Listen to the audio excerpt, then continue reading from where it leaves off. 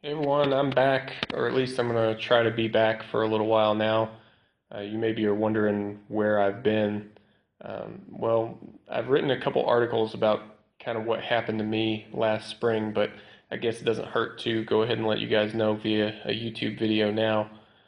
Um, if we go back to last spring, I was training really hard for a couple of competitions, the World Championships and the National Championships last summer.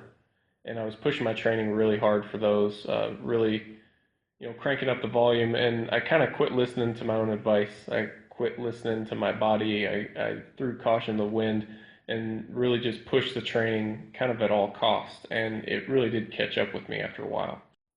What happened is I ended up with some injuries slash injury-like symptoms. I had a bunch of pain in my hip. I had pain in my elbows, strained lats and things like that. So I ended up taking a little bit of time off, even almost a whole month off at one point. And then more than that if you count all the time that was kind of scattered here and there. And then some time doing some inconsistent training. So just kind of bouncing around, allowing myself to recover, trying to come back. Well, that was too early, so you rest some more and try to come back again. So that process took kind of a while. Then, as of late last year, I finally got it together enough to start training seriously again. Um, was really busy at work and with family and things like that. So um, that's why there was kind of a shortage of videos for a while. Plus, early on in my training, it was just kind of standard stuff. Standard training that you see me do. It's just the weights were a lot lighter, and yeah, it just there wasn't a whole lot to see with my training. So that's kind of why there wasn't a whole lot of training to be posted. But as of now, my strength is getting back, more or less back to normal, at least on the squat and the bench. My deadlift still has a ways to go, but the training is rolling along and it's fun again. So I figured I would go ahead and start up posting some more YouTube videos, kind of get this thing going again. So if there's a lesson for you guys to take away from what happened to me, it's don't forget the lessons that you've had to learn in the past.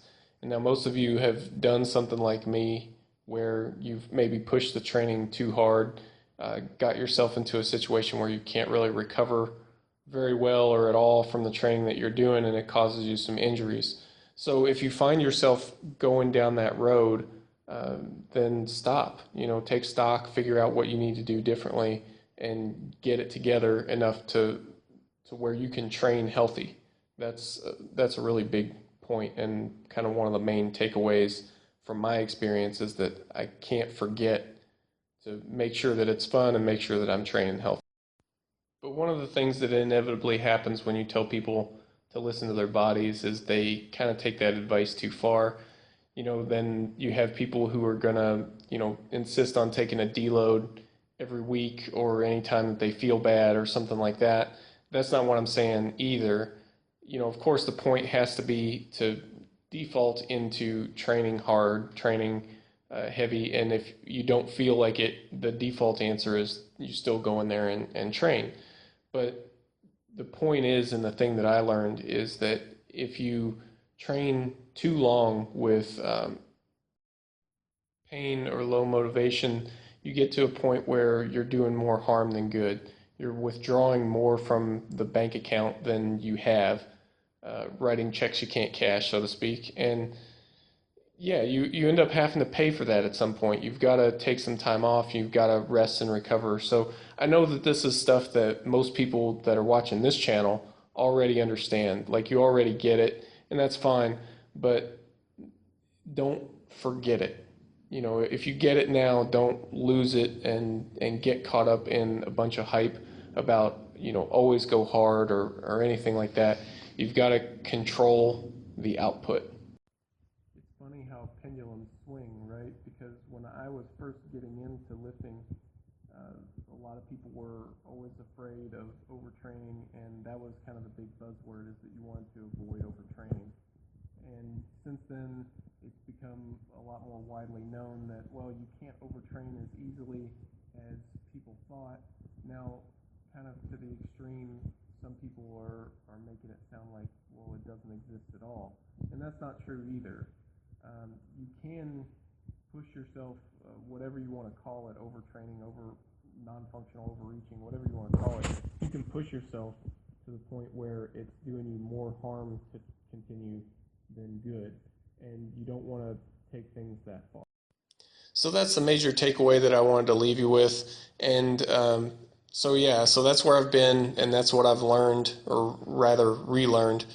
And so what you see me doing in training now is very similar to what you've seen me do in the past.